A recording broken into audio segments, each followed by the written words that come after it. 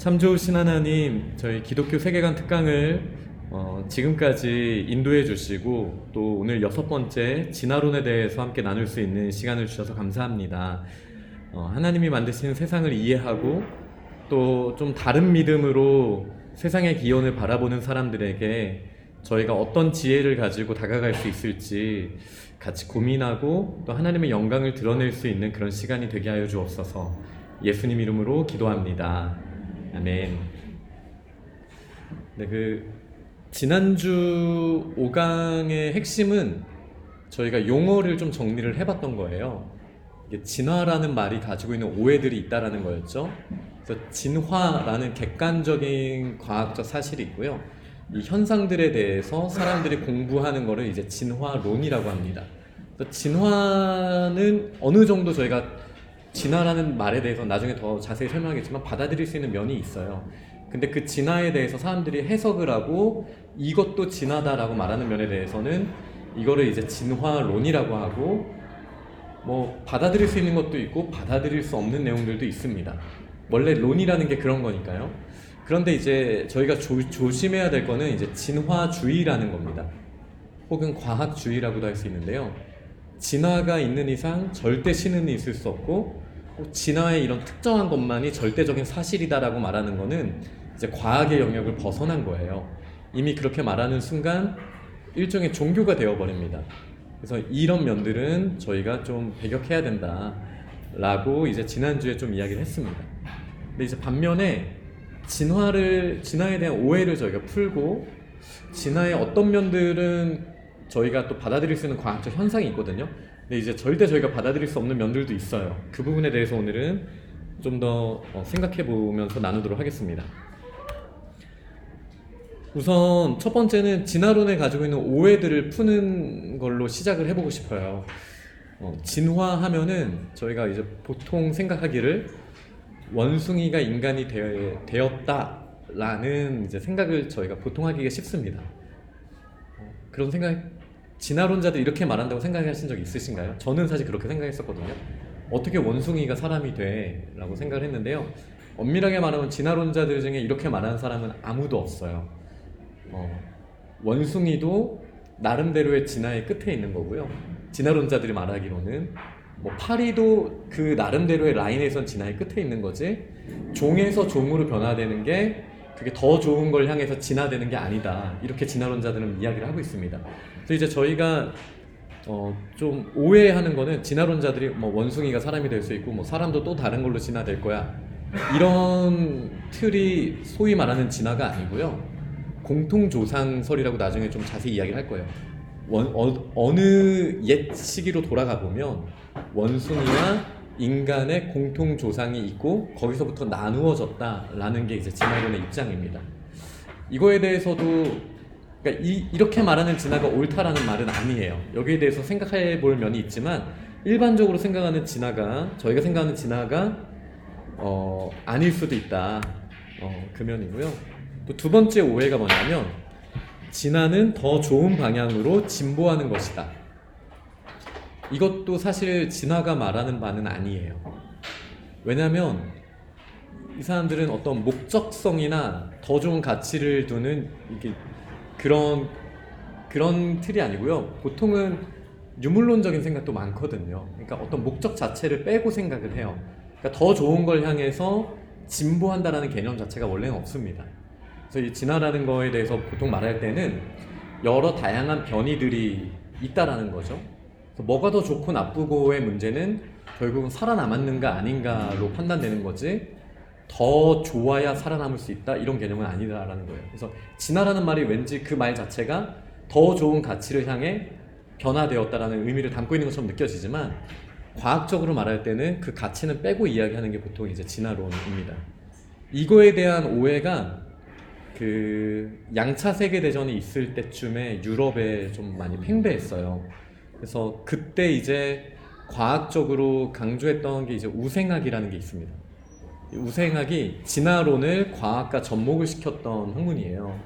그러니까 이게 진화가 더 좋은 방향으로 진보하는 것이다라고 생각을 하게 됐을 때 끔찍한 일들이 일어날 수 있어요. 예를 들어서 인종 중에 더 좋지 않은 인종들을 청소해 버리는 게 인류 진화에 좋은 거다라는 판단을 하면요, 인종 학살이 정당화가 되는 거예요. 그래서 그때 이제 뭐 나치라든지 이런 잘못된 진화론의 배경으로 우생학을 바탕으로 해서, 그래서 뭐 예를 들어 뭐 장애인들은 결혼도 못하게 한다라든지, 너희들은 후손을 남겨서는 안 돼, 인류 진화에 방해돼, 이런 이 사고관이 있었던 때가 이제 20세기 초반에 있었던 거예요. 그런데 이제 저희가 진화를 더 좋은 방향으로 진보하는 것이다 라고 저희가 지금 만약에 그렇게 생각한다면, 이미 한 6, 70년 전에 폐기한 그 내용을 가지고 진화론을 비판하는 거가 될 수도 있습니다. 그러니까 더 이상 이제 진화를 저희가 비판할 때 너희 진화론자들 이렇게 하지 않았냐 라는 말은, 진화에 대해서 이미 이건 아니다 라고 이미 옛날에 버리고 지나온 거거든요. 그러니까 진화론에 대해서 생각할 때 더 좋은 방향이 있고, 뭐 우생각 같이 열등한 애들은 다 없애버려야 돼, 이런 거는 이제 더 이상 진화라고 말하지 않습니다. 네, 이 배경을 한번 저희가 잘 가지고 있으면 좋겠고요. 이 배경 안에서 그러면은 진화론은 무엇을 말하는가 한번 이야기를 해볼게요.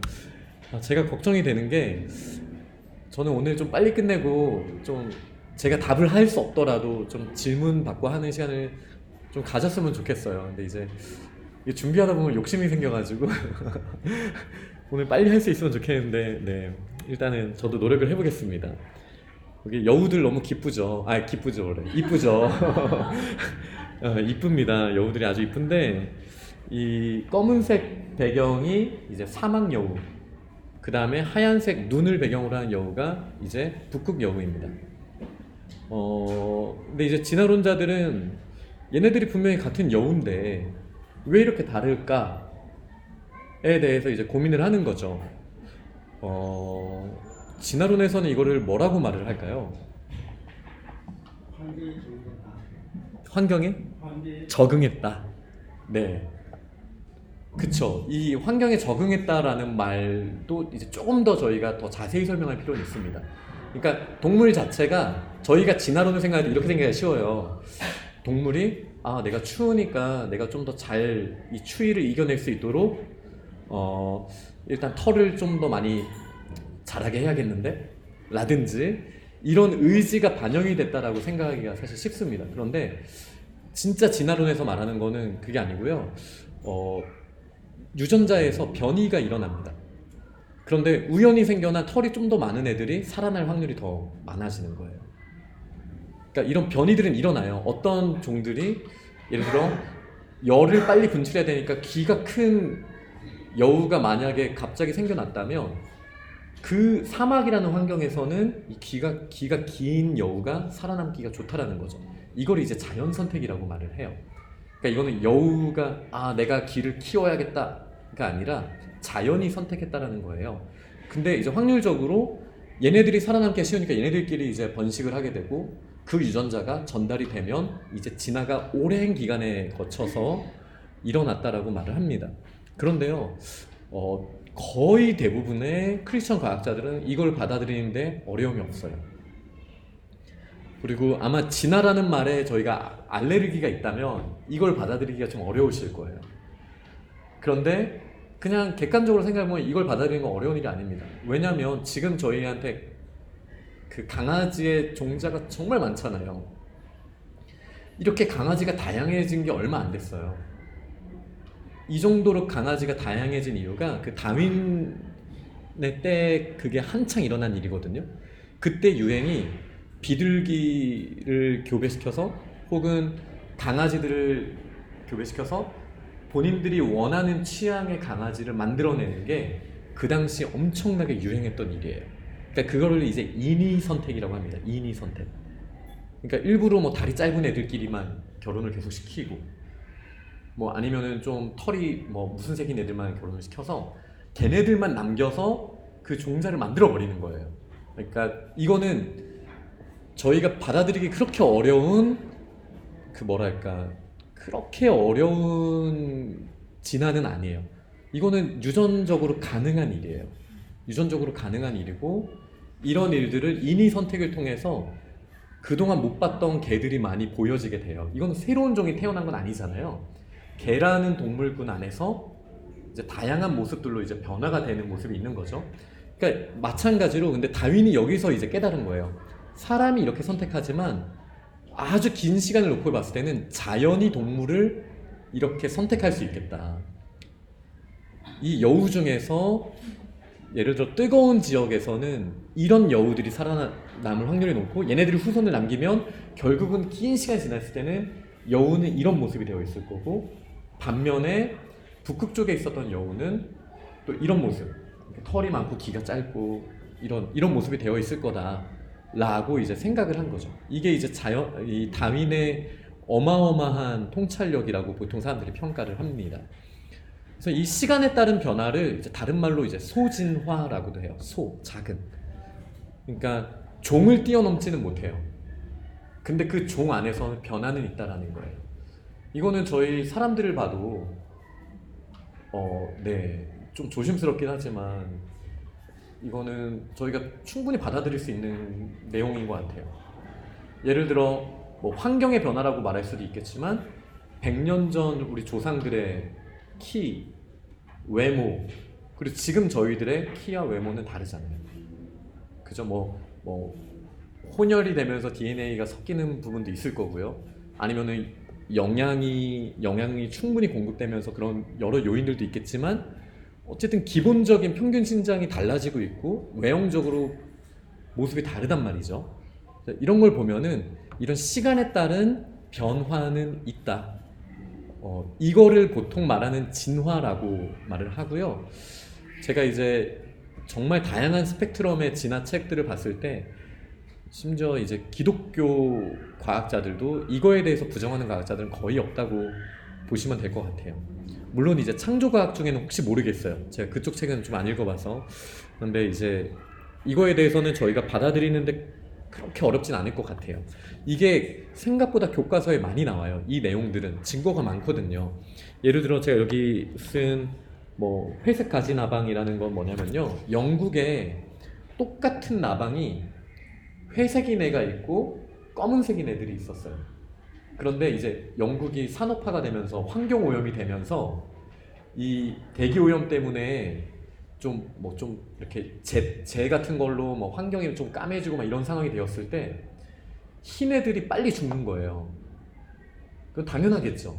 그러면 그 남방에 오늘 왜 이러죠? 나방의 개체수가 좀 색깔이 보호될 수 있는 어두운 색 나방의 개체수가 많이 늘어난다라는 거예요. 이게 이제 소위 말하는 이 시간에 따른 변화 혹은 소진화라고도 할 수 있을 것 같아요. 환경에 따른 적응. 근데 이 적응이란 말이 스스로가 주체가 돼서 적응한다는 느낌이 있잖아요. 근데 진화는 그런 개념은 아닙니다. 내가 이렇게 돼야지 이런 느낌은 전혀 아니에요. 진화는 자연이 선택한다는 느낌입니다. 그리고 다윈이 관찰한 그 갈라파고스 핀치새, 우리 병준이랑도 4학년 처음 때 교과서에서 배웠거든요. 핀치새 기억나니? 이 부리 모양이 이거를 뭐 단단한 열매를 부수기 좋은 부리, 망치형 부리도 있고요. 그러니까 그 환경에 따라서 그런 부리들을 가진 새들이 우위에 있다, 생존의 우위에 있다는 거죠. 그럼 그 지역에는 그런 부리의 모습의 새들이 더 많다라는 거예요. 그러니까 이런 게 소위 말하는 진화입니다. 가장 기본적인 널리 받아들여지는 진화라는 내용입니다. 그래서 지금 한번 스스로 점검하실 거는 이 내용에 대해서도 혹시 알레르기 반응이 좀 일어난다면 내가 진화라는 말 자체에 너무 좀 부정적인 독소를 혹시 가지고 있는 편견이 있을 수도 있다. 한번 점검해 보셔도 될 것 같아요. 그거는 한번 점검해 보시고요. 근데 이제 문제는 이제 두 번째, 세 번째에서 말하는 진화는 저희가 좀 생각해 볼 내용들이 좀 있습니다. 그 다음에 이제 진화에서 보통 말하는 게 이제 공통계보입니다. 이 공통계보라는 말은 한 조상에서부터 지금의 이 종의 다양성이 나왔다라는 이야기예요. 여기 보면은 여기서 이제 생명이 시작되거든요. 이 생명이 가지들을 다양하게 쳐내는 거예요. 그래서 이 왼쪽 가지로 가면 이제 박테리아가 되는 거고요. 오른쪽 가지로 이렇게 오다 보면은 저희 인간이 있는 거예요. 근데 이 끝에 가지에서 조금만 올라가다 보면은 침팬지와 인간의 공통 조상이 있다는 거예요. 여기서 좀 더 올라가다 보면은 이제 뭐 다른 뭐 원숭이와 우리의 공통 조상이 있고, 좀 더 올라가다 보면은 뭐 닭이 있고, 좀 더 올라가다 보면은 뭐 파충류가 있고, 쥐가 있고, 이렇게 계속 올라가다 보면 이제 박테리아까지도 가는 거죠. 그래서 한 조상에서부터 인간이 나오게 되었다. 이렇게 주장하는 이유는 한 세 가지 정도로 볼 수 있을 것 같아요. 하나는 확률 때문이에요. 지구에서 생명이 자연 발생할 확률은 거의 불가능하거든요. 거의 불가능해요. 근데 한 생명이 우연히 생겨난 거에서부터 이 자연 선택에 의해서 진화가 될 수 있다는 게 그나마 타당한 논리인 거예요. 만약에 이 각각의 종들마다 생명들이 자연 발생이 되었다면 이거는 확률적으로는 정말 그 하나가 생기는 것도 말도 안 되는 거지만 과학자들이 도저히 받아들일 수 있는 수준이 아니에요. 그래서 이거에 목매다는 거예요. 하나가 생기는 것도 어렵기 때문에 이 한 생명에서부터 모든 지금의 생명 종들이 다 진화되었다라고 주장하는 게 있습니다. 그리고 두 번째는 이제 나름대로 이제 화석을 가지고 과학자들이 주장을 해요. 이 뿌리, 여기를 뿌리라고 말하고 뿌리라고 말하고요. 제가 토요일마다 이거 기독교 세계관 준비하느라고 좀 스트레스를 받아요. 그러니까 좀 이해를 해주세요. 여기가 이제 뿌리예요. 그리고 시간이 지나면서 이제 점점 더 잔 가지가 되는 거거든요. 네. 그런데 이 시간대별로, 이 연대별로 화석층이 있어요. 그 지층이 있잖아요. 그 지층에 발견되는 화석층이 있는데 이 화석층을 보다 보면은 이렇게 판단할 만한 근거가 있다라는 게 이제 진화론자들의 주장이죠. 그 다음에 이제 세 번째가, 이거는 다윈도 몰랐을 건데요. 이제 분자 생물학의 발달로 인한 DNA, 염기 서열에 의한 판단이에요. 근데 이들의 주장에 따르면 쥐와 우리도 이유는 모르겠는데 쓰레기 같은 그 정크 DNA라고 하거든요. 쓸모는 없는데 같은 흔적이 남아있다는 거예요. 이 흔적 DNA를 뭐라고 판단을 하냐면, 이거는 공통 조상 때 필요했던 DNA가 우리한테 그냥 유전이 됐지만 지금 우리한테는 쓸모없는 거다. 근데 이게 쥐한테서도 똑같이 발견되는 게 우리한테도 발견된다면 어느 위에 어떤 데에서는 쥐와 우리가 같은 공통 조상을 가지고 있지 않았겠는가. 이렇게 한 세 가지 정도가 공통 조상설을 따르는 근거라고 할 수 있어요. 다시 정리를 하자면 확률로 봤을 때 한 생명이 생기기도 힘들기 때문에 조상이 한 명이면 충분하다. 이게 첫 번째. 그리고 두 번째는 화석. 그리고 세 번째는 DNA. 이게 이제 공통 조상설을 믿는, 공통 계보를 믿는 이유가 되고요. 그 다음에 이 공통 계보에서 저희가 또 배경으로 가지고 있는 거가 뭐냐면, 전제하는 게 뭐냐면요, 종분화예요. 그러니까 이제 대진화를 전제로 해요. 이거는 왜냐하면은 공통조상이면 하나에서부터 시작됐다는 거잖아요. 거기서부터 다양한 종들이 갈려져 나온 거예요. 심지어 저희랑 뭐 쥐 뿐만 아니에요. 벼랑 저희랑 염기서열도 한 50% 정도 공유한대요. 그러면은 이제 벼랑 우리도 공통조상을 가지고 있었던 시기가 있다라는 거죠. 네, 이게 이제 얘기를 하는 공통조상설은 그것 때문에 이제 자연스럽게 종이 분화할 수 있다, 다른 종이 될 수 있다라는 걸 전제하고 있는 거예요. 근데 이제 일단은 제가 진화에 대해서 말하니까 이건 그냥 계속 말씀을 드릴게요. 그 다음에 또 전제하는 게 뭐냐면 점진주의라는 겁니다. 이 변화하는 데 있어서, 진화하는 데 있어서 갑작스러운 변화는 일어날 수 없다라는 게 사실 공통 계보에서의 논리예요. 이게 하나 단계가 있잖아요. 논리적으로는 탄탄해요. 이 단계에서 우연히 DNA가 좀 다른 애가 그 환경에 적응해서 살아남아서 다른 단계로 이렇게 분리가 된 거죠. 그러니까 이게 논리적으로 조상을 따라가는 게 점진적으로 돼야 돼요. 그러니까 여기서 이 말이 무슨 말이냐면 여기서 갑자기 파충류가 나올 수 없다는 거예요. 파충류가 나오기 위해서 이런 과정을 거쳐서 여기 양서류 다음에나 이제 파충류가 가능한 거예요. 그게 뭐 화석적으로든 논리적으로든 DNA적으로든. 그러니까 이 점진적 진화라는 것은 공통조상설을 가지고 있는 진화론, 제가 진화를 말하는 게 아니에요. 이 진화론에서는 매우 중요한 주장이기도 합니다. 이 점진적 진화를 말하는 이유를 아시겠죠? 그러니까 이 과정이 다 있다는 거예요. 갑자기 뭔가 딴 하고 나타나는 거는 불가능하다라는 게 이제 진화론의 주장입니다. 여기까지가 이제 보통 세속에서 말하는 진화론의 그 두 가지. 첫 번째 건 저희가 충분히 받아들일 만한 내용이었죠. 시간 속에서의 변화. 근데 이 두 번째 거는 나중에 말씀드리겠지만 이걸 받아들인다고 해서 기독교 신앙에 큰 무리는 없어요. 왜냐면 저희는 하나님께서 어떤 이유에서도 한 생명으로부터 이거를 분리 시키시는 것도 성경적으로 봤을 때 그렇게 무리될 건 없거든요. 그런데 만약에 이 공통조상설이 깨지면 세속 진화론은 큰 타격을 받아요. 그러니까 여기가 이제 좀 뜨거운 감자라고 할 수도 있어요. 이 내용이. 그러니까 저희한테는 뭐 질 거 없는 그런 영역인데요. 세속 진화론자들, 그러니까 창조는 없다라고 말하는 사람들한테는 이게 하나라도 깨어질 만한 증거가 있는 건 굉장히 큰 타격이 될 수 있습니다. 네. 그 다음에 이제 세 번째가 이게 저희와 이제 완전 대척점에 있는 자연 선택이에요. 아까 이제 처음에 말한 게 이제 자연 선택이잖아요. 그럼 자연 선택에서 자연은 뭔가요? 자연의 의지가 있나요? 자연의 어떤 방향이 있나요?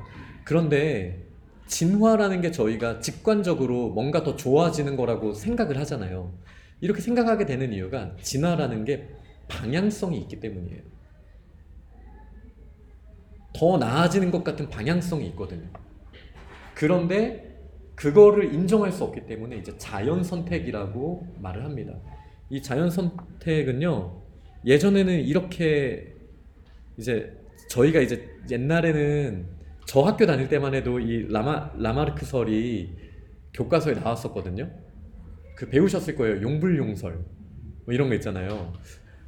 그것도 이제 진화론이라고 생각을 하잖아요. 근데 이 라마르크설 같은 경우는 나왔을 때부터 사람들한테 무시받았던 거예요.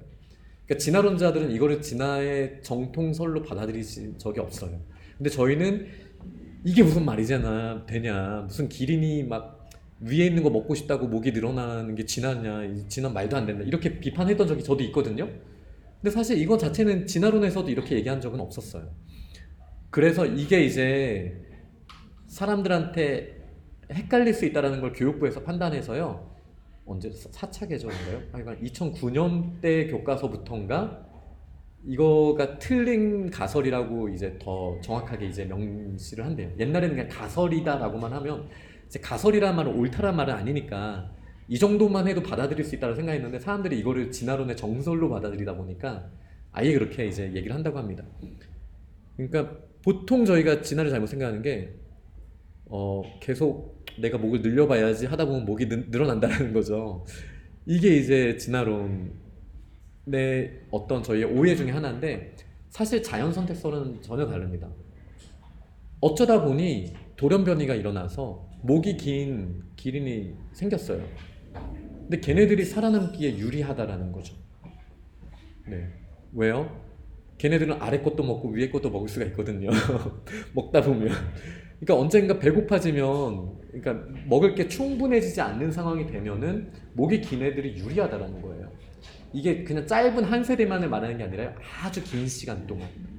그러면 목이 긴 애들만 살아남는다가 이제 다윈적인 관점의 자연 선택이죠. 그래서 이게 이제 자연 선택의 핵심인데요. 생물의 어떤 개체군이 있어요. 기린이라는 애들이 있어요. 근데 어떤 유전적 변이가 일어납니다. 이게 확률이 많지는 않은데 일어나기는 해요. 이 유전적 변이 때문에 좀 다른 애가 생겨났어요. 그때 이제 과잉 생산과 경쟁이 있을 수 있다는 거예요. 이게 이제 혹시 멜서스의 인구론이라고 들어보셨죠? 그게 이 다윈이 그 책을 보고 영향을 받은 거거든요. 이게 뭐냐면 멜서스의 인구론이라는 게 뭐냐면 우리가 먹어야 되는 거는 그냥 산술적으로 늘어나요. 조금씩밖에 안 늘어나요. 근데 인간은 기하급수적으로 확 늘어나 버리는 거예요. 그러니까 먹을 게 점점 줄어드는 거죠. 그럼 경쟁이 심해지잖아요. 누가 살아남느냐라는 문제예요. 그래서 이 동물에게도 마찬가지라는 거를 이제 다윈이 그 책을 보고 이제 통찰력을 받은 거예요. 다윈은 어떤 통찰을 받았냐면 서로 경쟁이 되게 됐을 때 유전적 변이가 그 당시 상황에 더 적합한 애들이 살아남기에 좋은 쪽으로 가겠구나. 그러다 보면은 그 환경 요인 때문에 개체 간에 더 살아남기 유리한 애들이 더 이제 생식하기도 더 좋다는 거죠. 그럼 걔네들의 유전자만 남아서 결국은 긴 시간이 지나면 이런 진화가 일어난다라는 게 큰 틀입니다. 솔직히 저는 이게 직관적으로 쉽게 받아들여지진 않아요. 네, 이게 공통계보와 이 자연 선택을 연결하면은 어쩌면 가능해 보이긴 하는데 그렇다고 해서 기린이 굳이 이만큼까지 목을 길게 했어야 하나? 이게 본인의 의지가 아니라 그것도 자연이 그렇게 선택한 거라며. 그리고 그렇게 목이 한 번에 이렇게 길어지진 않았을 거 아니에요. 그럼 그런 진화가 기린이 목을 길게 하는 방향성을 가지고 얼마나 많은 확률적인 돌연변이들이 반복되어야지 이게 가능하겠어요. 그러니까 저는 사실 받아들이기는 쉽지 않은 면이기는 합니다. 하지만 이게 일단 진화론에서 말하는 자연 선택의 핵심 개념입니다. 자, 그러면은 이제는 이게 진화론이에요. 그러니까 진화론은 얼마든지 그대로 말할 수 있고요. 저희도 받아들일 건 받아들이고 비판하면 됩니다. 그래서 이제 비판을 준비했습니다. 아까 자연 선택에 대한 제가 옆에서 설명드린 내용이 여기 있습니다. 변이가 있고 어떤 변이는 유전하며 그리고 많은 자손을 낳았을 때 더 유리한 애들이 살아남아서 결국은 걔네들만 남는다. 이게 이제 자연 선택입니다. 일단 진화론을 비판할 때 먼저 공통계보를 비판을 한다면요. 조상이 하나다라는 거죠. 생물지리학이라는 게 있어요. 어떤 생물들이 어디에 분포하여서 살고 있는가에 대한 생물지리학이 있습니다. 아이고, 여기는 안 준비했어요. 여기 내용을 보면요. 광비원류, 협비원류 이렇게 말을 어렵게 해놔서 광비는요 콧구멍이 넓다라는 코가 이렇게 넓다라는 코가 넓은 원숭이. 그 다음에 협비는 무슨 뜻일까요? 네, 코가 좁은 원숭이. 그 원숭이가 이렇게 두 류로 나눠진다라는 거예요. 근데 얘네들의 공통조상에서부터 3천만 년 전에 갈라졌다라는 게 이제 유전자를 통한 사람들이 보통 판단하는 내용입니다. 그런데 이 광비원류는 남아메리카에 있는 원숭이들의 특징이에요. 그리고 협비원류는 아프리카나 아시아에 있어요. 근데 이때 3천만 년 전에 갈라졌다라고 하는데 문제가 있어요. 3천만 년 전에는 이미 이 아프리카 아시아 대륙과 아메리카 대륙이 멀리 떨어져 있는 상황이었거든요. 만약에 그때 같은 공통조상을 가지고 그때 나눠졌다면 논리적으로 어떻게 돼야 되죠? 같은 곳에 있어야 되는 거예요. 그러니까 대륙 이동이요, 이 지구의 나이를 봤을 때 이때보다 훨씬 이전이라는 거죠. 이 3천만 년 전 정도면 이미 남아메리카와 아프리카 아시아는 멀리 떨어져 있는, 여기 나온 대로 2600km 최소.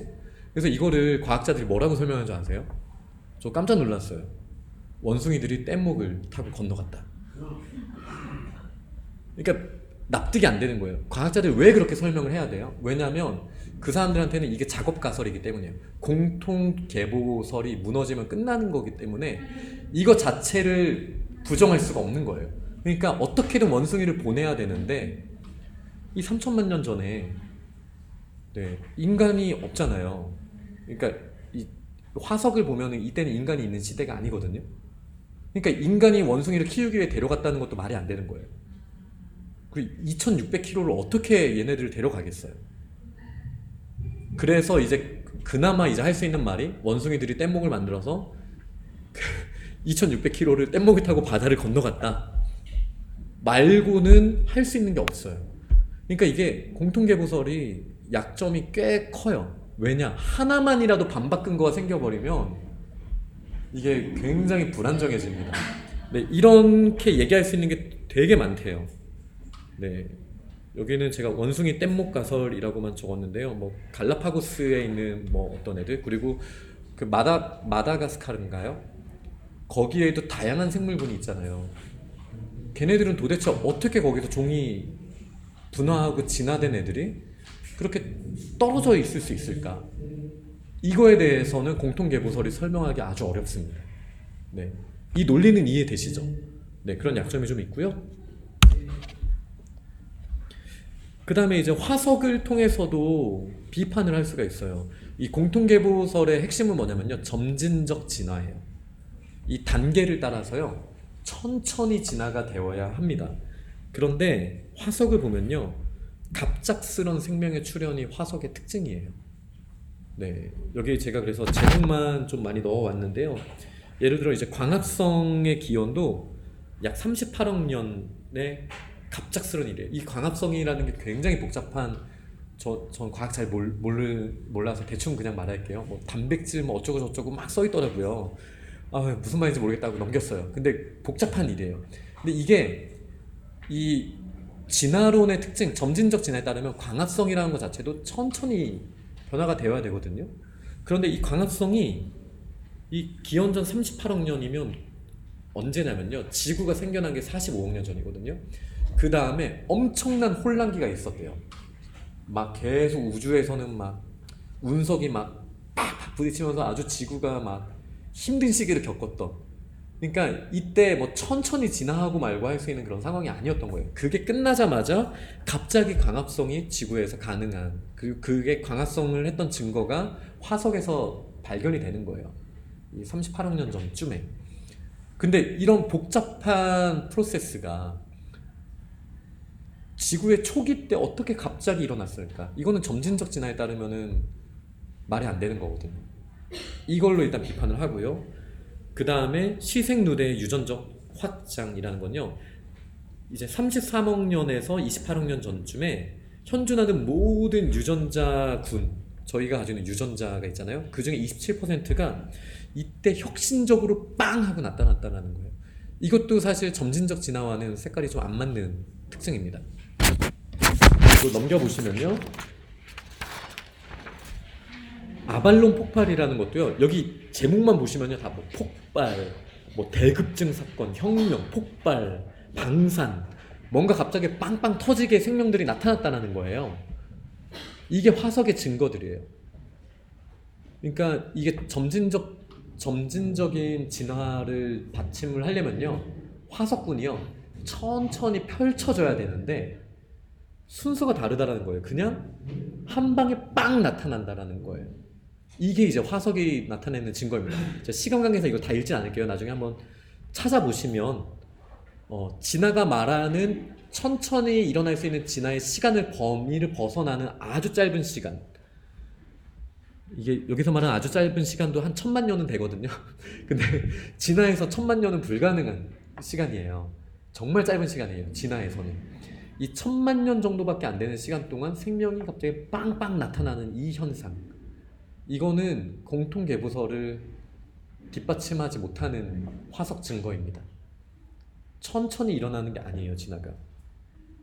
그리고 좀 충격적인 게 뭐냐면요, 이 화석을 보면요, 제가 여기 중간에 한번 읽어드릴게요. 종들이 점점 많아져서 속이 발생되고, 속들이 많아져서 과, 목, 강, 문들이 차례대로 발생된다라고 말하고 있어요. 네.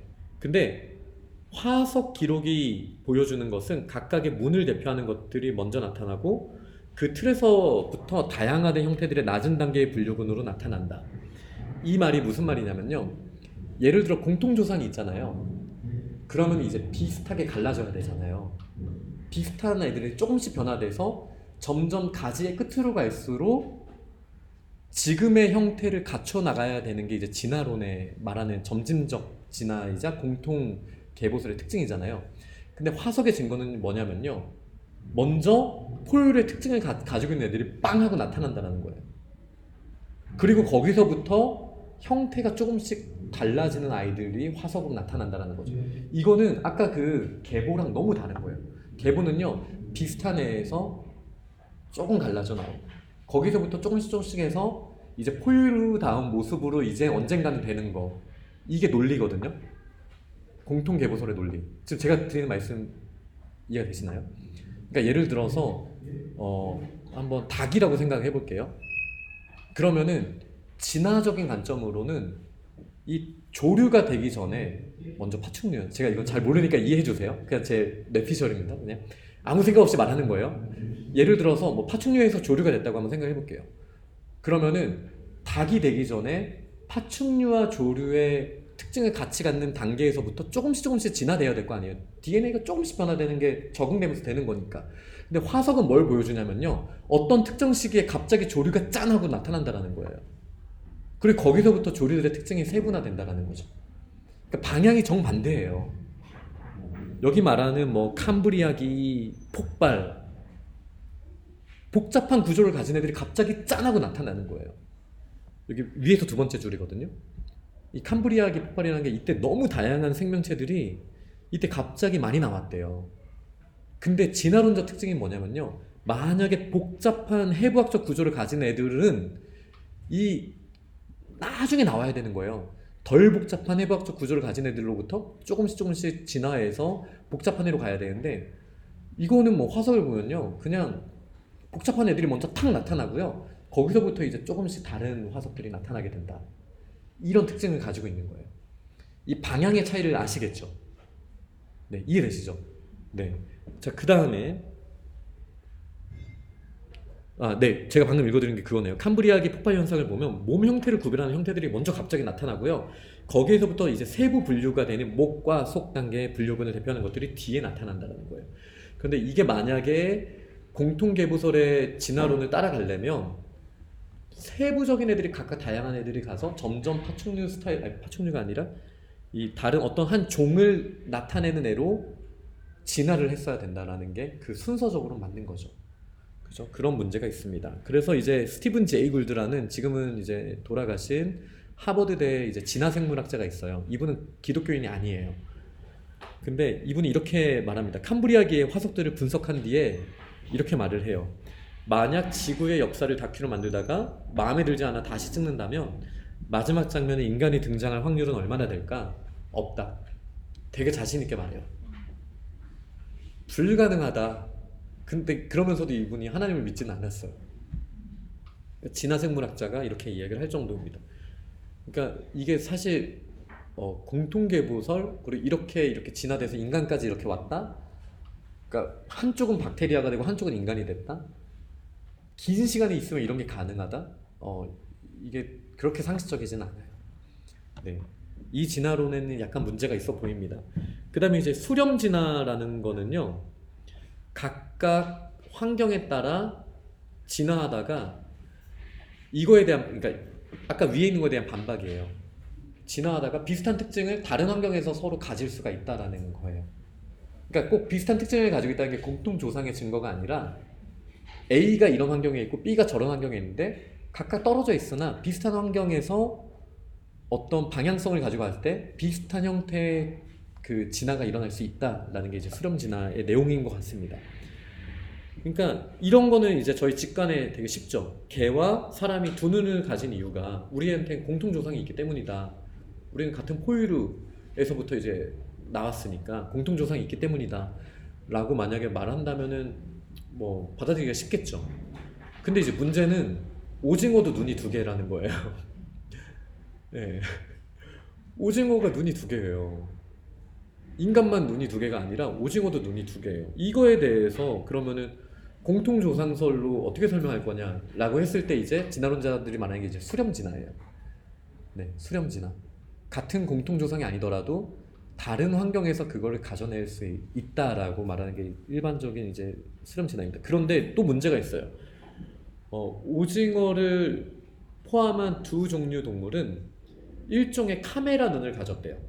그러니까 카메라 눈이라는 게 렌즈가 있고 뭐 이렇게 받아들이고 뭐 이렇게 하는 아주 복잡한 구조의 눈을 말합니다. 그러니까 오징어의 눈이 대단하대요. 인간의 눈보다 더 복잡한 구조를 가지고 있다고 제가 들은 것 같아요. 그런데 이거는 진화론자들한테는 되게 불편한 이야기예요. 왜냐하면 인간의 종과 가까울 때 인간의 눈과 비슷해야 논리적으로 맞거든요. 근데 너무 떨어져도 너무 떨어지는 거예요. 이 오징어는 이 생명이 해양에서부터 나왔다고 하잖아요. 그러니까 해양에 있는 생명들은요, 이쪽 육지 그것도 포유류랑은 너무 간격이 멀어요. 네, 너무 간격이 멉니다. 그러니까 이 너무 간격이 먼 애가 인간 눈이랑 너무 비슷한 거예요. 이거에 대해서 설명하기가 사실은 쉽지가 않아요. 공통 조상설을 가지고 있을 때. 네. 그래서 이거는 우연히 각각 진화한 거라고 말을 해요. 근데 이 두 종류 중에 빛 해파리는 매우 발달된 신경계를 가지고 있지만 얘네들은 이 개통수, 아까 그 공통조상 나무 있잖아요. 그걸 개통의 수, 나무라고 말하거든요. 뿌리에 가까워요. 이 빛 해파리라는 애는.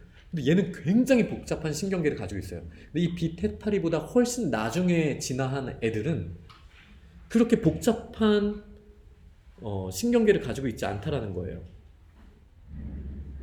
그러니까 이게 뭐예요? 그러니까 초기 단계에 이미 복잡한 애가 있었는데 그 다음에 나눠졌던 애들에게서는 그 복잡한 단계가 없다라는 거예요. 그러니까 이 연속성, 점진성에 대한 의구심이 드는 거죠. 네. 그러니까 아마 제가 말씀드린 이런 내용 말고도 훨씬 많은 진화론을 비판하는 내용들이 있을 거예요. 그리고 반대로 또 진화론을 저는 사실 DNA에 대한 내용 읽었을 때는 굉장히 빠져들었었거든요. 화석이야 뭐 어떻게 비판을 할 수 있는데 DNA는 지금 한창 연구를 하고 있잖아요. 그러니까 DNA가 뭐 야, 쥐랑 인간이랑 쓰레기 DNA를 공유하고 있어. 이거는 같은 조상을 이야기하는 거야. 이런 거에 대해서는 저는 사실 마음이 많이 좀 그런가? 좀 많이 그렇게 생각도 했었거든요. 그런데 이 문제는 공통조상설은요. 한두 개가 무너지면 이 근간이 흔들려 버리는 거예요. 근데 이거를 과학자들은 양보하기가 힘들죠. 왜냐면은 한 생명에서부터 나오는 것도 쉽지 않은데 어떻게 다양한 생명에서부터 이런 진화들이 일어난다라고 말을 하겠어요. 그래서 이제 저는 이런 작은 증거만으로도 공통 계보설은 우리가 좀 의심해 볼 만한 가치가 충분히 있다. 그리고 이 공통 계보설을 의심하는 수많은 탄탄한 과학자들이 너무 많아요. 그러니까 이거는 우리의 신앙에 따른 그냥 맹신이야가 아니라 충분히 합리적으로 이렇게 생각할 만한 증거. 저희는 증거를 가지고 이야기를 하는 거니까요. 있으니까 공통 계보설에 대해서 저희가 받아들인다고 해서 문제가 될 건 없지만 이게 무너지게 됐을 때는 사실 좀 무신론적 진화에서는 큰 타격이 될 수 있습니다. 그러니까 이런 키를 저희가 가지고 있다라는 거 알면 되고요. 그래서 이제 크레이그 벤터라는 분은 이렇게 말을 했다라고 해요. 이분도 되게 유명한 생물학자라고 합니다. 나는 반드시 하나의 조상이 있어야 한다고 믿지 않는다. 나는 우리가 수천의 공통 조상을 가질지도 모르며 또한 그것들이 반드시 공통적이어야 할 필요는 없다고 생각한다. 이렇게 말을 해요. 이분도 이제 종교를 가지고 있는 분은 아니에요. 근데 이렇게 말했을 때 문제는 뭐냐면요. 그러면 우연히 생겨난 그 단 하나의 생명체가 생겨나기도 그렇게 어려운데 수천의 조상들이 어떻게 우연히 생겨날 수 있냐라는 거죠. 그러니까 계속 자기 그 뭐라고 해야 되죠? 뭔가 모순에 빠지게 되는 거예요. 그러니까 하나님 빼고 그냥 물질만이 전부다라고 말하면서 이렇게 접근했을 때는 좀 한계가 있습니다. 네. 자, 그 다음에 두 번째 비판. 지금까지는 이제 공통 계보를 비판한 거예요. 그 진화론에서 제가 세 가지를 말씀드렸었죠. 시간에 따른 변화, 공통 계보, 그 다음에 자연 선택. 이제 더 핵심인 자연 선택을 네, 저희가 비판을 좀 해야 됩니다. 네.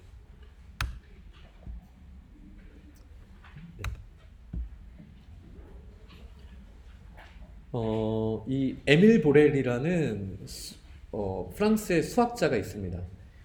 네, 에밀 보렐이라는 사람이 무한의 원숭이라는 이야기를 했어요.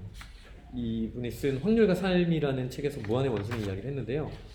만약 충분한 원숭이들이 충분히 길게 마구잡이로 글자를 친다면 결국에는 모비딕, 허민 멜빌이라는 사람이 쓴 이게 몇만 자였죠? 117만 200자나 되는 그 책, 혹은 성경책 같은 역사의 위대한 본문이 생겨날 수 있을까요?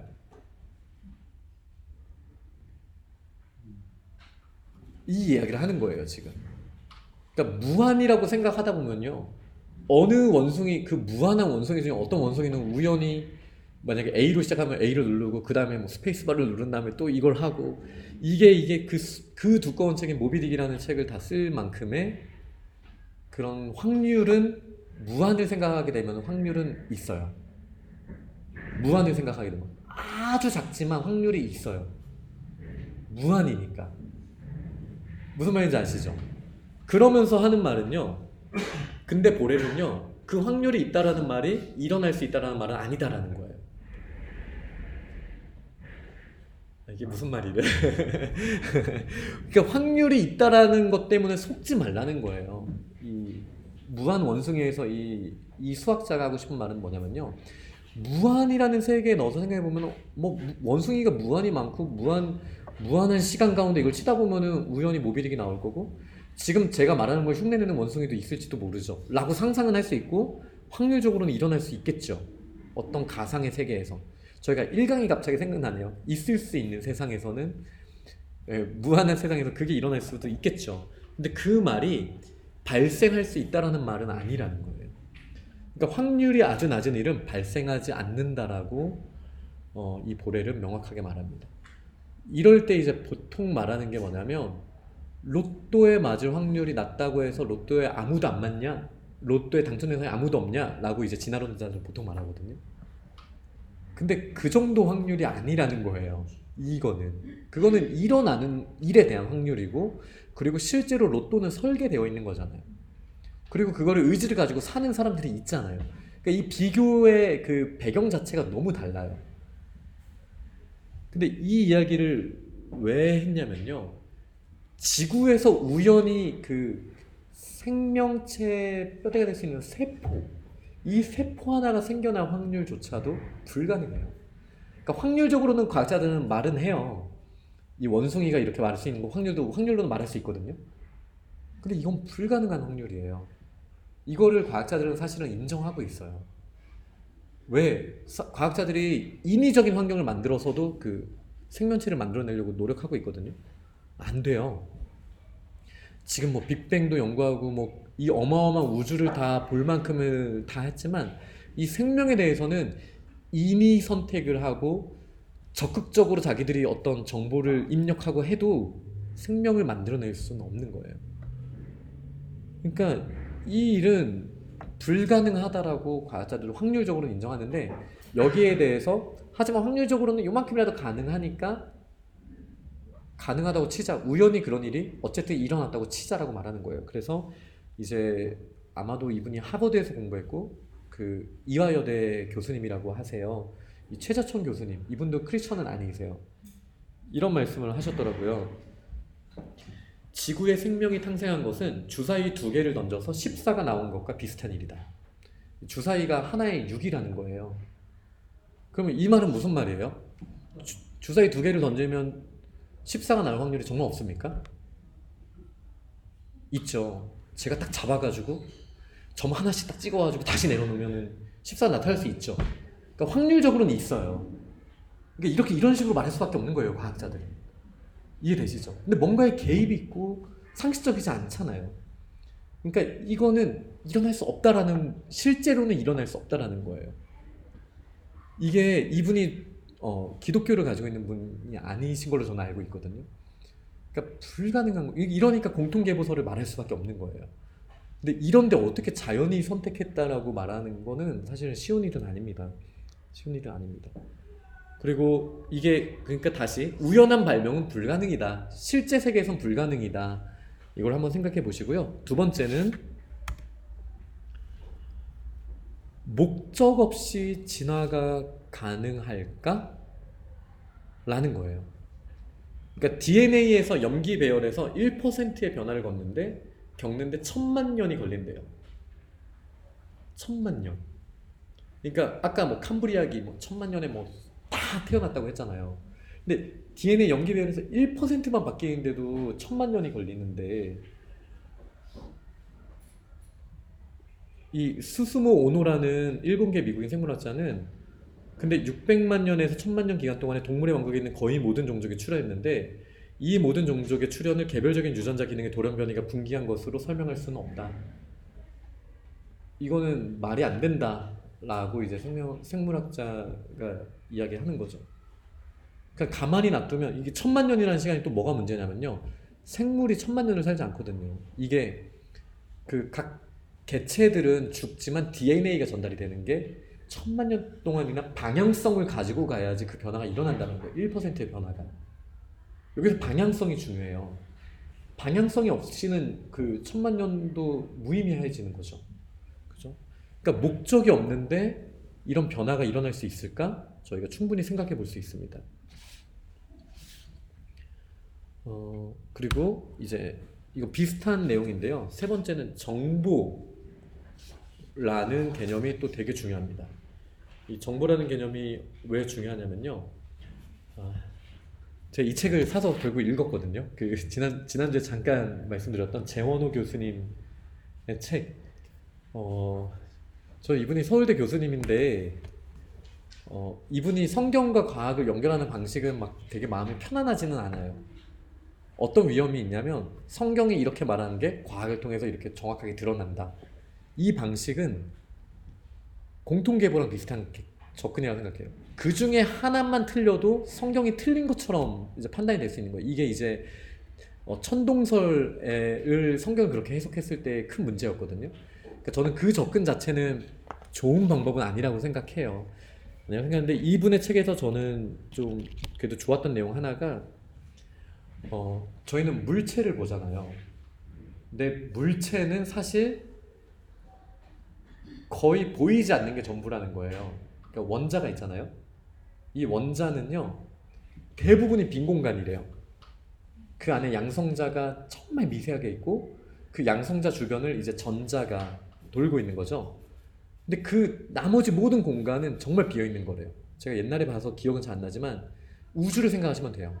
그러니까 태양계에 태양과 몇몇 행성들 빼고는 비어 있잖아요. 근데 그 태양계 전체를 원자라고 불러 보실 수 있는 거예요. 그러면은 실제 물질보다는 비어 있는 공간이 훨씬 많은 거죠. 이해되시죠? 근데 이제 사람들은 물질이라고 했을 때 뭔가 보이는 것이라고 생각이 좋은데, 사실은 지금 현대 과학에서는 물질이라고 했을 때는 에너지라고 말한다는 거예요. 이 양성자와 전자기 사이에 작동하고 있는 에너지가 있거든요. 전자기력이 있고 약한 핵력, 강한 핵력이 있거든요. 이 에너지 자체가 물질을 나타낸다는 거예요. 이게 이제 현대 물리학, 제가 과학을 잘 몰라서 더 쉽게 설명을 못 드려서 죄송합니다. 그런데 그러니까 이분이 하고 싶은 말은 뭐냐면, 우리는 보이는 게 전부라고 사실 생각하는데, 사실 물질의 기본도 저희도 제가 물질로 다 채워져 있는 것 같잖아요. 근데 사실은 이 대부분은 빈 공간이라는 거예요. 이게 저희 직관은 벗어나지만, 왜냐면 저희가 원자들의 모임, 분자들의 모임이잖아요. 그 안을 깊이 쳐다보면 다 빈 공간이니까. 근데 그 작용하는 에너지에 따라서, 그 힘에 따라서 저희가 물질로서 보여지게 되는 거죠. 근데 이 에너지가 그냥 있는 게 아니라는 거예요. 이 교수님과 이제 현대 과학의 흐름은요, 이 에너지에서 지금은 이제 정보로 넘어가는 시대예요. 그러니까 지난 한 1세기 정도 동안 에너지에 대한 연구를 했다면, 뭐 전자기력, 핵력, 그걸로 뭐 작은 입자들에 대한 연구를 했다면, 지금은 얘네들이 어떠한 정보에 의해서 이런 에너지를 가지게 되는가, 이게 이제 관심이라는 거예요. 정보. 그럼 이제 순서로 보면요, 이분의 말씀은 정보가 있고 에너지가 있고 물질이 있는 거를 이제 우리의 현상계에서 보게 되는 거다. 근데 정보가 없이 물질이 생기는 거는 불가능하다라는 게 이제 이분이 이야기하시는 아주 기본적인 논리예요. 저는 그거에 대해서는 좀 공감을 합니다. 그러니까 이 진화론의 좀 맹점이 뭐냐면요, 우연히 물질이 자연 선택, 무작위 자연 선택을 하다 보면은 어떠한 정보를 만들어내게 되고 그 정보가 이제 DNA가 또 만들어내게 되고 이거잖아요. 근데 상식은 정보가 있고 그 정보에 따라서 에너지와 물질이 작용하는 게 상식이라는 거죠. 그러니까 컴퓨터를 예로 들면요. 컴퓨터에 어떤 정보라고 할 수 있는 소프트웨어가 있어야 저희가 프로그램을 돌릴 수 있는 거예요. 네. 근데 기계를 놔두면 정보가 생길 것이다. 순서가 잘못됐다는 거죠. 이게 이제 현대과학에서 그래서 이제 정보에 대한 DNA도 사실 정보에 대한 파악이니까요. 네. 그래서 이제 DNA나 어떤 화학적 구성 요소들을 보면은 이게 다 정보 전달하는 언어의 기능을 하고 있어요.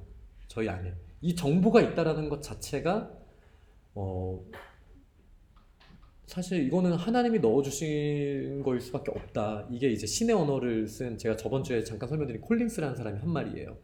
그 인간 게놈 프로젝트, 그 유전자 프로젝트를 했던 총책임자가 끝나고 나서 우리는 이제 신의 언어를 발견했습니다. 정보를 발견했다는 거죠, 몸 안에서. 네. 그런 것처럼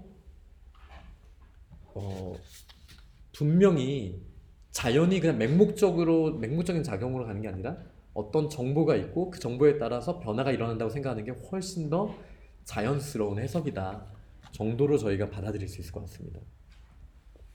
그 다음에 이제 제가 그냥 오늘은 빨리 가기 위해서 그냥 빨리빨리 넘길게요. 이제 미생물에 대한 실험은요, 지금 수많은 실험실에서 이제 미생물에 대한 실험들을 많이 하잖아요.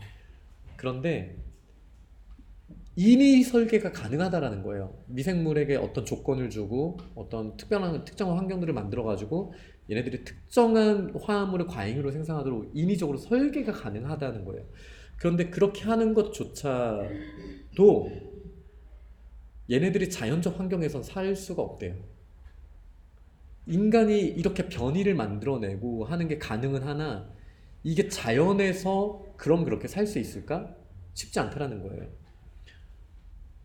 그렇다, 이 이야기는 무슨 이야기냐면은 그럼 자연에서 우연히 생긴 그 작은 변화 하나가 이렇게 큰 변화를 일으킬 만큼의 지속성과 목적성을 가질 수 있는가?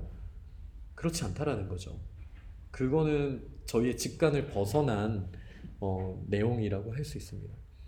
그래서 이제 제 입장을 좀 설명을 드릴게요. 그러면은 뭘까? 저는 창조하신 하나님께서 진화라는 자연 현상을 저는 사용하실 수 있다라고 생각을 해요. 예를 들어 DNA의 많은 부분을 저희가 공유하고 있습니다. 저희는 이제 탄소 기반 생명체 환경에 살고 있다고 보통 말을 하거든요. 벼도 저희도 비슷한 DNA 구조를 가지고 있고 서로 소통할 수 있는 이 조직으로 되어 있어요. 그러니까 저희가 벼를 씹어 먹을 수도 있는 거죠. 그러면 벼에게 있는 그 에너지가 저희의 에너지가 되는 거예요. 그러니까 이거는 하나님께서 어떤 창조하실 때 비슷한 DNA 구조를 가지고 창조하실 수밖에 없는 이유가 있어요. 생태계니까. 순환되어야 되고 우리가 먹어야 되고 다스려야 되니까 저는 그래서 이 DNA가 비슷한 구조인 이유가 굳이 공통조상에서 나왔기 때문이다라고 말하지 않더라도 우리가 소통할 수 있도록 하나님께서 그렇게 하신 거는 저는 충분히 납득이 되어요. 네. 그래야지 벼를 먹는 의미도 있는 거고 이런 여러 가지 상황들이 생기겠죠. 그래서 제가 드리고 싶은 말씀은 하나님이 창조하실 때 진화라는 현상을 분명히 활용하셨을 거다. 그리고 그게 시간을 많이 두셨을 때는 가장 합리적인 방법이에요. 이 세상이 이렇게 다양한 모습으로 나올 수 있도록 종별로 창조하시되, 그러니까 이런 거죠. 저는 그러니까 빅뱅을 통해서 이제 입자들을 만드셨죠. 별을 폭발시키셔서 원소들을 만드셨죠. 그리고 어느 시점에 이제 지구를 모으셨죠. 그리고 그 지구에서 어느 시점에 이제 생명체들이 될 수 있도록 하나님께서 창조 행위를 하신 거예요. 이거는 자연이 선택하고 우연히 된 게 아니라 하나님의 개입 없이는 이거는 설명이 될 수가 없어요. 이렇게 생명체들이 생긴 거에 대해서 하나님이 그 만들어 놓으신 재료들을 가지고 창조를 하시는 거죠. 그래야 질서니까요. 그런 재료들 무시하고 그냥 짠짠짠 하시는 게 아니라 전체적인 우리가 다 활용할 수 있도록. 그래서 우리 안에 지금 그 적혈구에 있는 그 뭐죠? 그 헤모글로빈인가요? 뭐 제가 여러 가지 섞여가지고 네. 근데 철이 되게 중요하대요. 산소를 운반하는데 철이 되게 중요하대요. 근데 이 철은요, 별이 폭발해야만 생길 수 있는 원소예요. 그러니까 이 별을 폭발시켜서 그 원소를 사용하셔서 인간을 하나님께서 만드시는 거죠. 전체적인 그 큰 틀 안에서. 그런데 그 하나님이 모든 만드시는 이 세상이 조화를 이루고, 그리고 그 조화를 이루는 가운데 그냥 하나님 내버려 두셨을 때 그냥 이 세상이 자연스럽게 된 게 아니라, 우연히 된 게 아니라, 하나님이 어떤 중요한 변곡점에 있을 때 하나님의 지혜와 그 전능하신 힘으로 우리를 창조하셨다라고 보는 게 저는 굉장히 상식적이라고 봅니다. 근데 이런 말은 제가 과학 세미나 가서 할 수는 없어요. 왜요? 과학은 보이는 물질 세계에 대해서만 말해야 되는 게 룰이기 때문이에요. 그래서 그리고 과학이 끝나고 나서 이런 과학적 현상을 봤을 때 하나님의 존재를 없다 할 수 없다 이렇게 말할 수는 있겠죠. 그러니까 저는 그 정도 선이 딱 좋은 것 같아요. 근데 지금 현대 이제 기독 과학계에서는 지적 설계론이라는 것과 유신 진화론이라는 게 지금 부딪히고 있어요. 어, 저는 어떤 면에서는 사실 유신 진화론 쪽 책을 읽을 때가 더 재밌어요. 훨씬 논리적이고요. 그냥 편해요. 근데 이제 지적 설계론자들이 말한 어떤 맹목적으로 진화론을 우리가 다 받아들여야 될 이유가 없다. 증거가 명확하지 않은 걸 왜 받아들이냐? 라는 입장도 저는 너무 좋아요. 그래서 저는 굳이 두 입장 중에 하나를 취하진 않을 거예요. 저는 이렇게 다 빠져나가야 되니까. 둘 중에 하나를 굳이 취할 필요는 없어요. 저는 과학자가 아니거든요. 하지만 다양한 진화론들에 대해서 저는 증거가 명확한 거에 대해서는 충분히 받아들이는 게 전혀 신앙에 부딪힐 게 없다라는 입장은 저는 분명합니다. 그거에 대해서는 분명하고요. 그리고 저희가 가지고 있는, 어렸을 때 가지고 있는 환상이 있어요. 하나님이 창조하셨을 때 기본 상식을 벗어나게 창조해야만 그게 하나님이다라는 생각을 하기가 쉬워요. 하나님이 창조하실 때 왜 물질의 질서를 만드셔? 그냥 하나님 이렇게만 하면 생겨야지. 사실 이렇게 생각하기가 쉽거든요. 근데요, 이제 기적이라는 C.S. 루이스의 책을 보거나 아니면 리 스트로벨이라는 사람의 기적인가 우연인가 이런 책을 봐도요, 이 기적은요, 자연 법칙이 없으면 기적도 없어요. 하나님께서 세우는 법칙이 없는데 기적은 일어날 수 없는 거예요. 그러니까 하나님은 자연 법칙을 세워 놓으셨어요. 근데 그 자연 법칙으로 설명할 수 없거든요. 이 생명의 출현이라든지 이런 건 절대 자연 법칙에서 설명할 수 없어요. 그때 하나님 개입하시면서 그 자연 법칙 안에서 하나님의 개입으로 놀라운 창조가 일어난다. 이렇게 받아들이는 게 저는 어렵다는 생각은 들진 않습니다. 이게 이제 제 개인적인 입장입니다. 근데 저희가 받아들일 만한 이제 과학적 증거들을 보면요. 우주 나이는 138억 년, 지구는 한 45억 년. 이 45억 년이 그냥 한 가지 증거로만 딱 받아들여지는 게 아니에요. 이렇게 다양한 증거들이 있습니다. 그러니까 방사성 원소의 반감기라는 게 있어요. 시간이 지나면 이제 그 반감이 되는 건데, 이게 하나만도 아니고 세 가지가 다 똑같은 시간을 가리키고 있어요.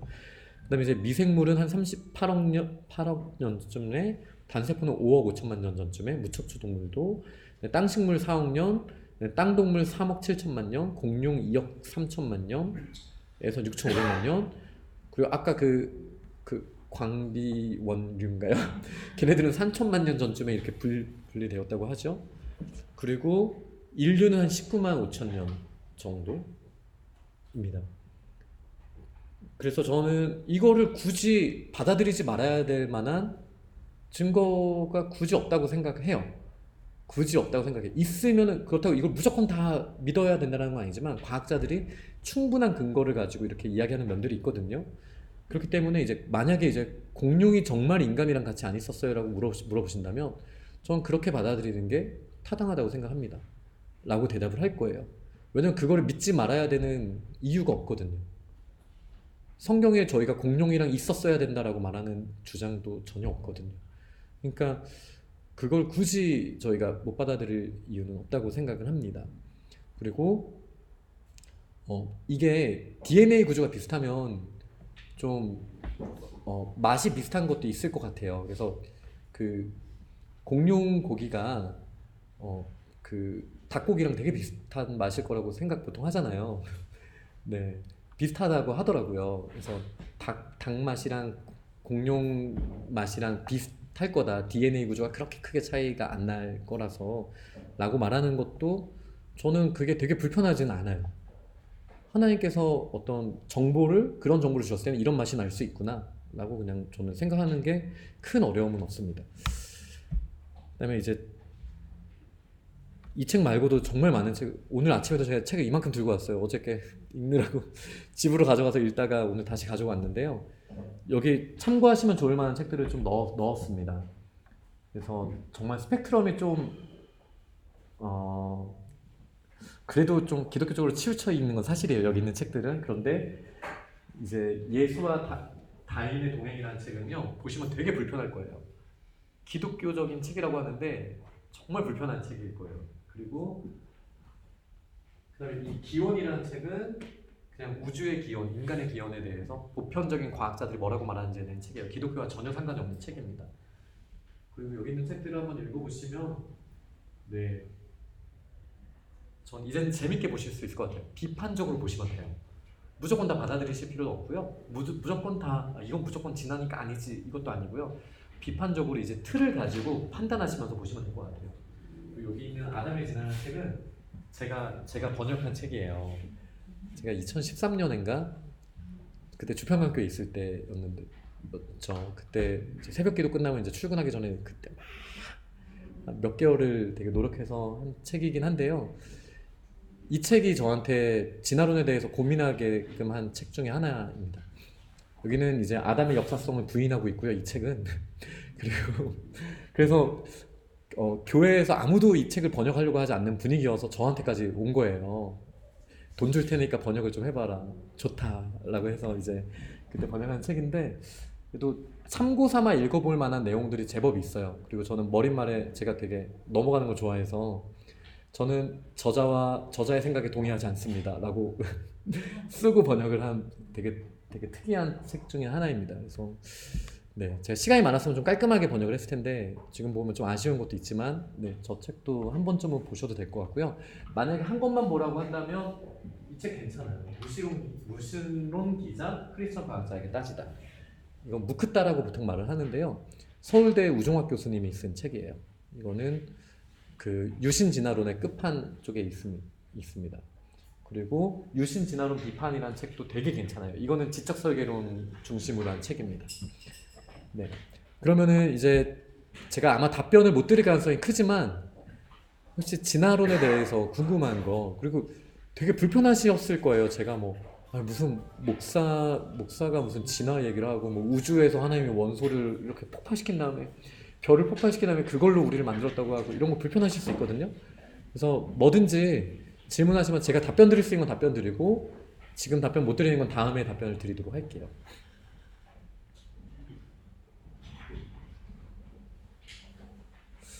질문이 없으실 리가 없을 텐데.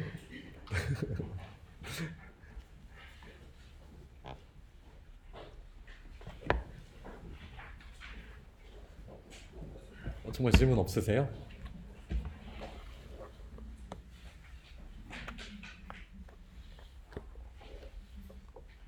저는 사실 궁금한 거 많거든요.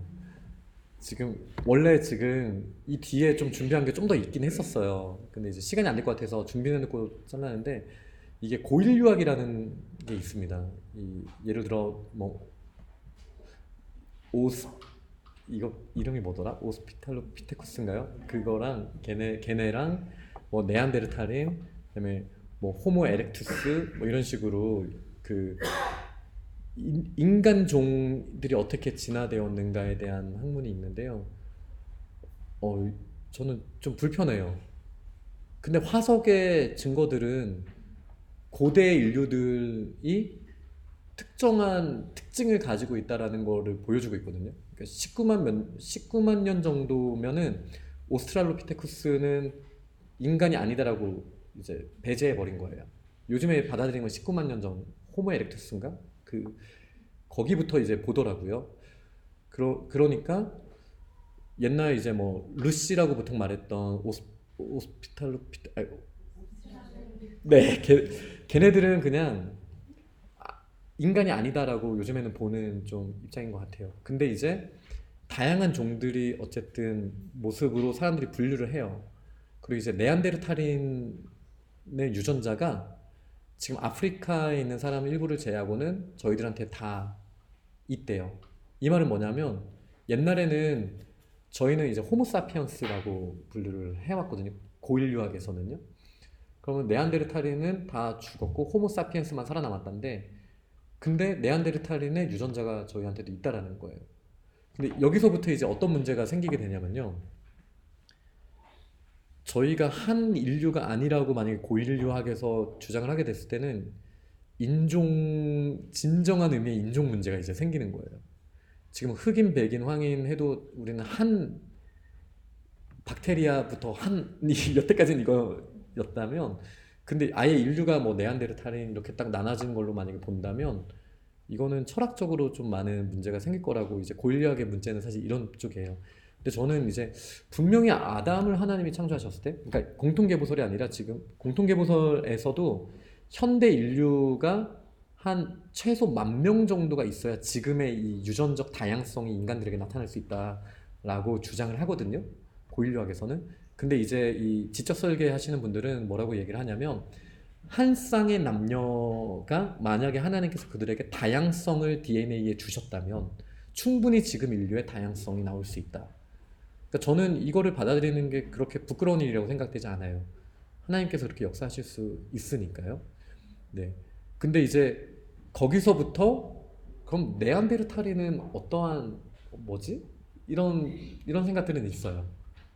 그래서 이거 화석을 너무 신뢰할 이유는 없지만 근데 지금은 저희가 이렇게 쉽게 못 공격을 하는 이유가 뭐냐면 DNA를 가지고 얘기를 하거든요.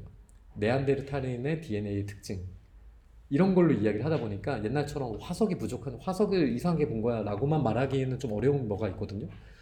그래서 이런 것들을 이제 성경적으로 어떻게 풀어가야 될지를 저는 더 공부해 보고 싶기는 해요. 개인적으로는. 그래서 항상 어, 하나님께 정직하게 물어볼 때는 더 좋은 답을 주신다고 생각하거든요. 사실 저는 지금 제가 이렇게 진화론에 대해서 말씀드린 거는 한 4, 5년 전에 제 생각보다 훨씬 더 신앙적으로 더 좋은 쪽을 제가 선택하게 된 거예요. 과학적 증거들이 그쪽으로 더 많이 찾아지게 되었고. 근데 그렇다고 해서 제가 4, 5년 전에 하나님을 별로 안 믿었느냐? 그렇지 않거든요. 하나님 그때도 너무 사랑했거든요. 근데 또 그때도 혹시나 그냥 진화라는 게 생명에서 생명으로 진화도 일어났을지도 모르겠다라고 생각도 했었어요. 그때는. 왜냐하면 그 DNA, 전 쓰레기 DNA가 너무 충격적이었거든요. 이건 공통조상의 증거다라고 사실은 생각을 했었거든요. 그럼에도 제가 하나님에 대한 신앙은 전혀 흔들릴 거는 없었어요. 근데 이제 그로부터 얼마 후에 이제 콜린스라는 제가 아까 말씀드린 그 인간 게놈 프로젝트 총괄한 분이 한 세미나에서 이런 얘기를 해요. 나 인간 그때 쓰레기 DNA라고 말한 거는 내 실수였다. 이거는 의미 없는 DNA가 아니라 DNA들이 각자 역할을 하고 있는 건데 그때는 내가 몰라서 그렇게 이야기를 했다라고 이야기를 하더라고요. 그러니까 이제 증거들은 계속 이제 보여지게 되는 거예요. 그래서 저희는 항상 지혜가 필요합니다. 어떤 증거가 나타났을 때 저희가 절대 넘지 말아야 되는 선이 있어요. 그거는 이제 틀린 거라고 믿어도 크게 걱정 안 하셔도 돼요. 예를 들어 저는 아담의 역사성에 대해서는 아무리 다른 반박 자료가 나오더라도 저는 그거를 아담이 신화적인 인물이다라는 건 저는 받아들이지 못해요. 네. 그러니까 이런 믿음의 큰 틀은 반드시 필요해요. 이걸 작업가설이라고 하죠. 이건 반드시 필요한데요. 우리의 그 중요한 신앙 고백에서의 아주 큰 영향을 주지 않는 애들에 대해서는 그 증거들은 그냥 열린 마음으로 보셔도 저희의 신앙을 강하게 하면 강하게 했지 저희를 흔들지 못합니다. 저는 그런 입장을 좀 더 가지시면 어떨까라는 생각을 하고요. 근데 이렇게 또 들었다고 하셔서 저희는 진화라는 말에 대해서 시간의 변화에 따른 그걸로 생각하고 진화를 말하지만 다른 받아들이는 사람들이 그렇게 받아들이지 않을 수 있거든요. 그래서 여전히 진화라는 말을 하실 때는 주의하셔야 돼요. 제가 4, 5년 전에 그걸 몰랐어요. 그래서 제가 진화라는 말을 막 했는데 좀 불편해하시는 분들이 너무 많으시더라고요. 그래서 충분히 진화라는 용어에 대해서 공감할 수 있을 정도로 전달해 주시기 전에는 좀 저희가 지혜롭게 나눌 필요가 있습니다. 네. 아마 공개적인 자리라 하시게 좀 그러셨다면 나중에 뭐 지메일이나 뭐 구글 클래스룸 통해서 질문을 주시면 또 제가 답을 드릴 수 있거나 혹은 연결해 드리거나 이렇게 하도록 하겠습니다. 제가 기도하고 마치겠습니다. 좋으신 하나님 감사합니다. 저희가 어려운 주제 진화론에 대해서 생각해 봤습니다. 과학자들이 공부하면 할수록 살아계신 하나님을 부정할 수 없는 증거들이 나오고 있습니다. 하지만 저희가 과학에 대한 잘못된 이해 때문에 과학을 아예 무시하거나 아니면은 과학적 파편적인 사실 때문에 신앙을 의심하게 되는 그런 저희의 어리석음이 나타나지 않도록 늘 깨어서 하나님께 기도하고 또 공부할 수 있는 저희들이 되도록 역사하여 주옵소서. 이렇게 저희를 특별하게 사랑하셔서 하나님의 형상으로 창조하신 그 하나님의 놀라우신 지혜를 찬양합니다. 이 모든 것을 다스리라고 창조하셨는데 저희가 부족해서 이 땅이 여전히 신음하고 있습니다. 하나님의 형상을 회복하셔서 하나님의 나라를 아름답게 확장하는 저희가 되게 하여 주옵소서. 예수님 이름으로 기도합니다. 아멘. 수고하셨습니다. 감사합니다.